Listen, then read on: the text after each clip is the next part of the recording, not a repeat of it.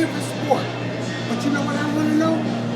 Who was the first African American who won the PBA Tour? The first African American bowler that played in the PBA Tour was George Branham III. His rookie year was in 1986. He won 5 PBA titles. He bowled 23 300 games.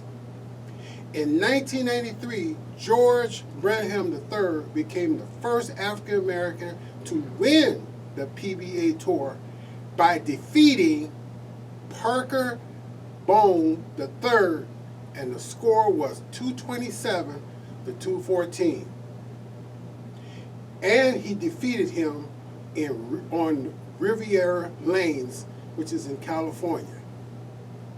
I hope you enjoyed learning some facts about the first African American who won the PBA Tour, Mr. George Branham III.